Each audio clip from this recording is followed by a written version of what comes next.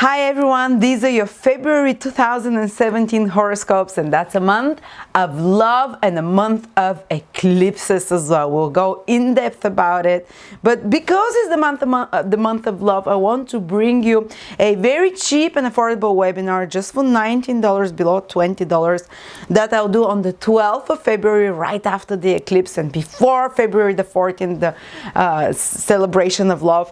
And it's gonna be on compatibility and love according to ancient method, Vedic method. We're gonna look at the soulmate chart, the 9 divisional on the Vamsha chart, and compare it to the birth chart of one person and the other. This is a technique that is very rare. I haven't seen anyone else use it, but one particular astrologer, and it's ancient one. It's given to her in Tibet, so it's amazing, guys. I personally use it a lot, and it shows whether you're soulmates, basically, because you can have sexual attraction and physical attraction with many people. Are you meant to walk the path together in this lifetime? Is there this attraction? And sometimes people can feel the attraction towards someone else, but the other one might not feel. They might feel sexually attracted to you, but might not feel the pull to spend your life with you. And we're going to be able to see whether it's both ways or one ways. It's an amazing technique. Come and join me, just $20. And then towards the end of February, on the 20-something, I think it was the 26th.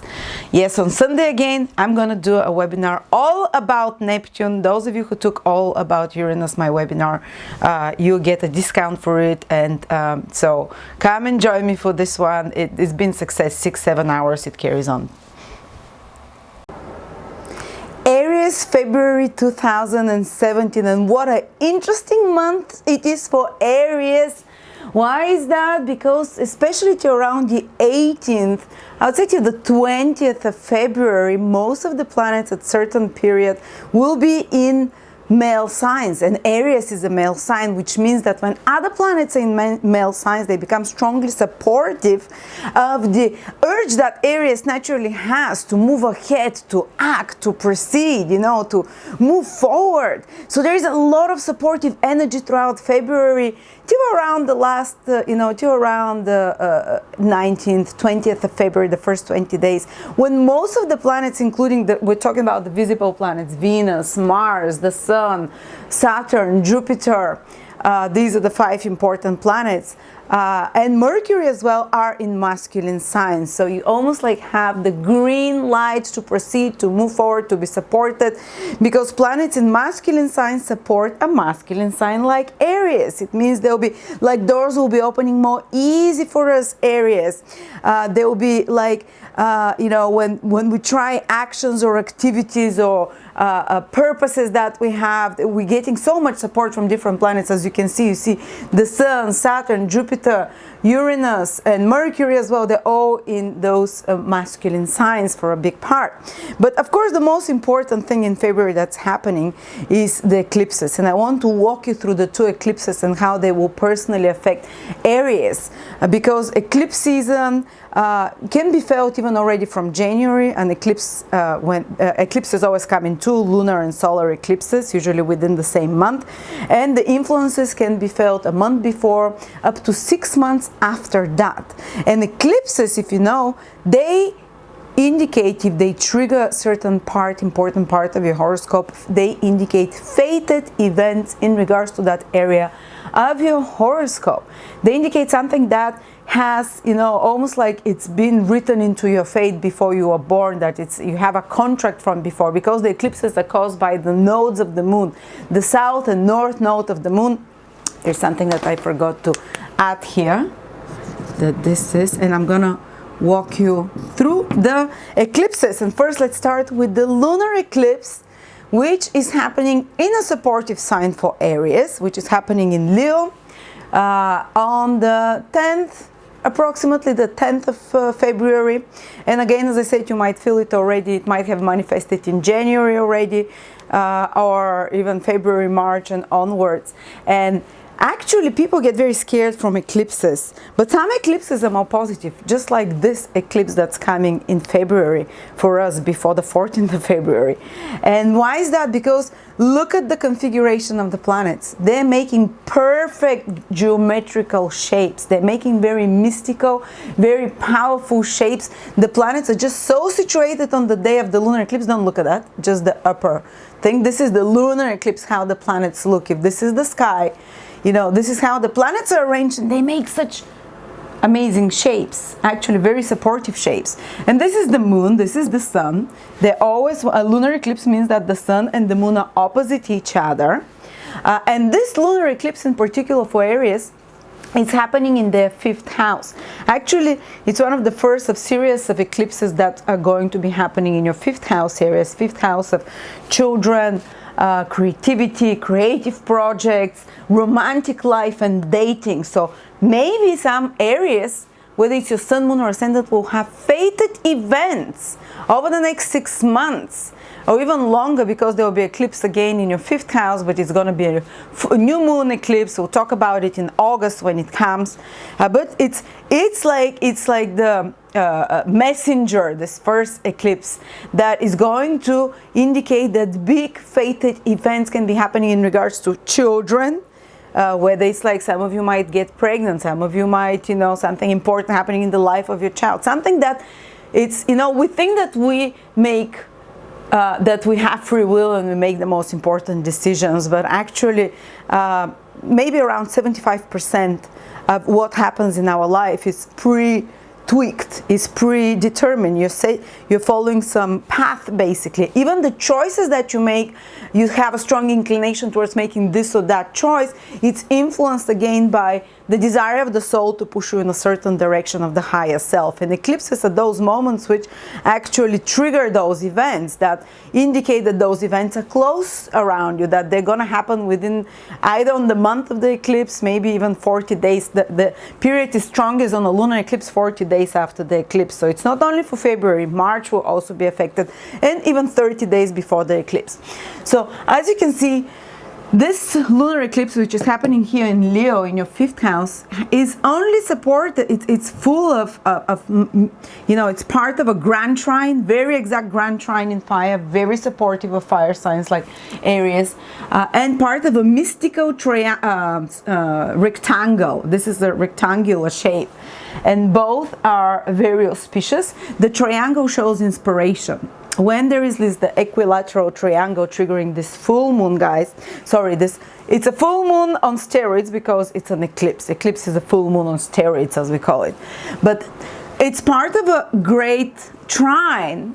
And great trine is about inspiration, about the energy flowing, things coming easily, fitting together. You know, the triangle is the sign of God, divine, inspired God, and Dharma. Dharma is the thing that makes us, put us on the right path and makes us follow the thing that will make our soul happiest. So this full moon is part of this grand trine. And by the way, this full moon, each full moon, eclipse is either a Rahu or Ketu full eclipse, and this one is a Rahu one. Rahu is the north node of the moon.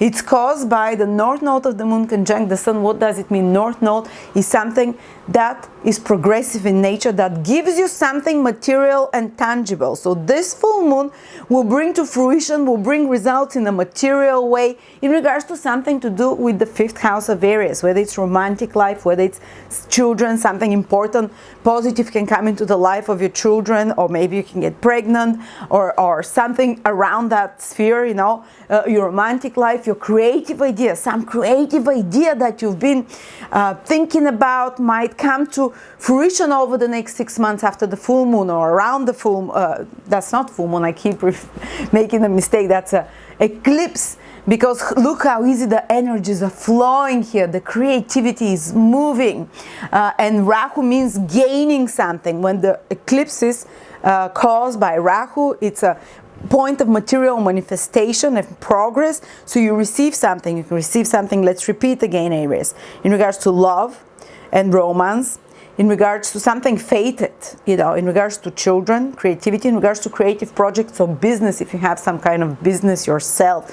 Because fifth house, where the full moon is happening, no, where the eclipse is happening, is all about something that you personally have created. And if you have your own business, even if it's a boring business like accounting, it's something that you've created yourself and you're your own boss. So I think this full moon, this solar eclipse actually is quite supportive. You can still shake your life, turn it around in regards to those fifth house matters, but you're going to be able to fruition something and to implant it lastingly, because the square figure gives us an energy of stability and something that has lasting effects on us, you know, like a square shape. It doesn't roll, you know, it's stable, it sticks. It's the shape of the symbolism of matter is square, rectangular. So something that comes as an inspiration, something that you gain in regards to fifth house matters that we mentioned, can be implanted and give material results over the next 5-6 months, basically, starting even from January already. And that's the energy of the full moon. Let's see, and that's on around the 10th of February. Lunar eclipse, sorry. And then we have the solar eclipse, and which is happening on the 26th of February, guys.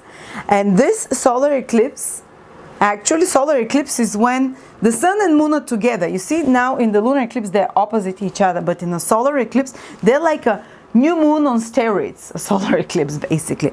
And the moon and the sun are together, but Neptune is within 1 degree of the sun and the moon as well. And Mercury is within 3-4 degrees of the sun and the moon. So we have like such a conglomeration of planets in one place of your horoscope, with the Pisces eclipse on the 26th. It doesn't matter, because solar eclipses last even longer than lunar eclipses. It can take you up for 6 months after that to feel their effects, and up to 2 months before that. So January already, February you feel it. But usually might be something very fated that happens the weeks around the 26th of February. And it's happening in your 12th house. And the 12th house, it's very mystical, it's very mysterious, it's very intuitive. And solar eclipses, which is a new moon basically, it's like a new beginnings. But interestingly enough, this solar eclipse is caused by Ketu. Ketu is with the sun and the moon. Ketu is very spiritual in nature, and Ketu is about first letting go of something. And the 12th house that is happening for Aries is about letting go of something, releasing something, being liberated, being freed from something. That's the positive way you can see it. And Neptune is extremely spiritual as well. Neptune is the high octave of love. It symbolizes divine love. It symbolizes forgiveness, releasing, letting go. It symbolizes letting go and letting God. It symbolizes wishes coming true, but not because you're working for them to come true, but because God's grace comes for you to make it come true, because you've released something and made place for something else. So this new beginnings that the solar eclipse causes, they're more like, they have more the energy of you releasing something. That's why it allows place for something new to come. And it happens in your 12th house, in Pisces, with Neptune and with Ketu, the four most spiritual elements in astrology. The 12th house, the sign Pisces, Neptune and Ketu, the south node of the moon, are together participating in this solar eclipse, which for me it's a great sign that Aries, such a rare opportunity, around February, maybe a few months after that, and before that, to release something. Might be an addiction, might be an obsession of some sort that you can release, that you can dissolve into the cosmic ocean, that your intuition will be, oh my God, you might be getting dreams, guys, because the 12th house, where this conglomeration of planets and the solar eclipse is happening, is the house of the invisible, the otherworldly, where our deceased friends and parents and relatives connect to us, where the mystical connection with God happens through prayer, through meditation, through visualizations, through inspiration of some sort, which is more soul born. You know, it's not so much out, it's not so much visible, but maybe you'll have some extremely powerful intuition about something that you have to release, and something new that you have to start. as well. But I think that mostly Aries should, first of all, this is what you're going to gain from the lunar eclipse, like a manifestation, like something coming to fruition, which is the lunar eclipse. And you're going to release something with the solar eclipse, something from the past. Something even from the past can come that's been a reason to self-sabotage you, that you've been self-sabotaging with, that has been putting you in a bondage in some way, that has been making you feel ambivalent and uncertain, and you'll be able to detach from that. You'll be able to release it into the past. And interestingly enough, the solar eclipse is happening conjunct a star, Scat, which is a star of fulfilling wishes. So, and visualization, again, very spiritual energy. So I would encourage you around the day of the full moon, around the day of the solar eclipse, make a list of what you want to release, and you'll release it like the universe hears your prayers. The sky, the Scat star, which is fulfills wishes, and which means a wish, translated from whatever language Scat is. And I would advise you around that time to basically make and Pisces, as a sign where the eclipse is happening, is a sign of visualization, is a sign of something that is not manifested on the material level but exists already as a matrix in the invisible realms, because everything that's ever been created as ideas and creation already first has to exist in the invisible world as a potential. And you can tap into that energy of those potential. So visualization, make a board of some sort, what you want to have to pray on it, and focus mostly first on what you want to release, and then focus on what new you want in your life. And this solar eclipse will help you do it. On a more negative way, there might be something that is taken away from you, even if you're not ready about it. But all those spiritual planets there, they're saying that this is good for your soul. Whatever is taken, it's releasing you in some way. It's good for the progress of your spiritual progress. And I would advise you just to let go and release whatever is moving away from your life, because there will be certain endings, certain dissolutions, certain that are happening because of the solar eclipse. But as I said, your intuition will be very strong. Maybe you'll receive messages in your dreams. Maybe you'll receive some intuitive inspiration of some sort, psychic messages even, and powerful 12th house energy, and especially the last 10 days of the month. Aries, you might feel a bit less energetic than the first 20 days, because as you see, a lot of the planets have moved into a water sign, which is not a masculine sign, it's feminine sign. So you might start feeling towards the last 10 days of February more in a dreamy, in a more spiritual mood, in a less motivated for material achievement mood, in a more kind of let go and reminisce and look over the past and reassess the past, which will carry on a little bit throughout March as well. And we have also another great news for you, Aries, because both Mars and Venus enter Aries. And for a big part, for most of the February 2017, they'll be in your sign. Which means that currently Mars in January is in Pisces, so many Aries can feel a little bit less energetic. But when Mars enters Aries, which happens towards the end of January, the beginning of February, especially the first 20 days, you would feel so much energized. You would feel so ready to act, to move, to make things happen, because this is what you love doing anyway. And Mars opens the doors there for you, and Mars makes you, with your own personal will and your own personal actions, make things happen.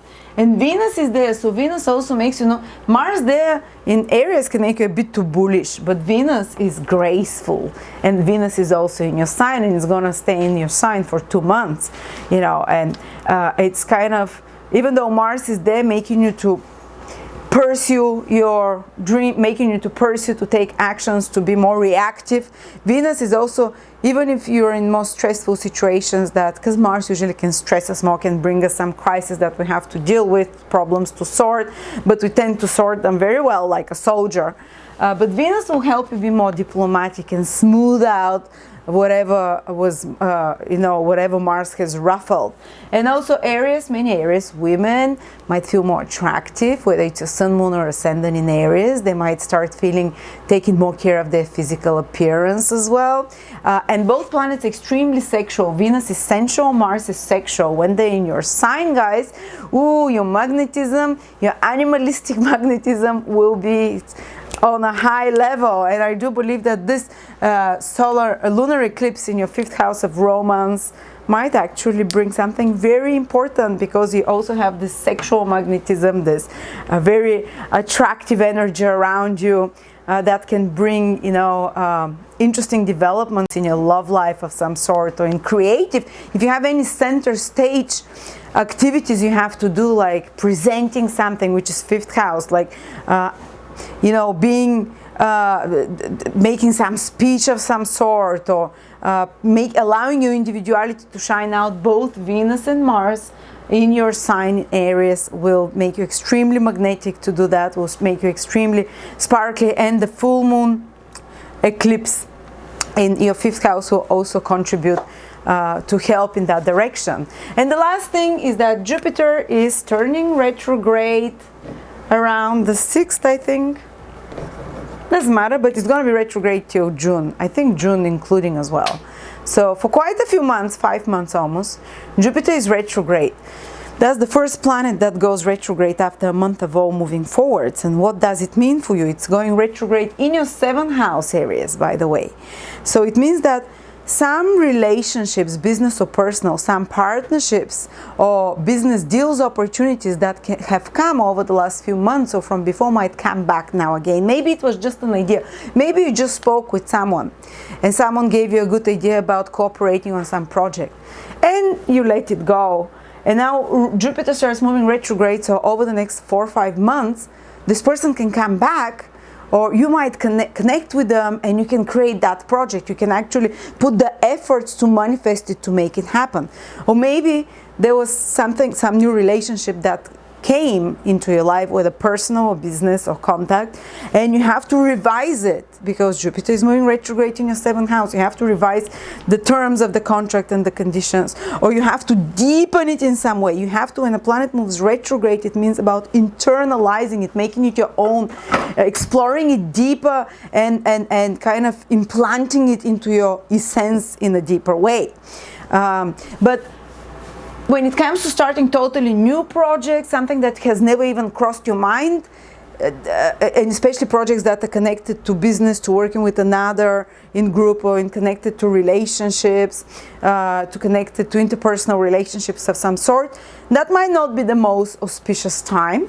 But anything that maybe you've even seen that person once before, maybe it's some contract that some idea that you thought about in regards to relationships or partnering with someone, maybe it never even manifested before, but when Jupiter turns retrograde, this thing has a chance to come back to you, either personal relationship or business relationship. So thank you so much, Aries, and I will see you next month. Write your comments and follow me on Facebook.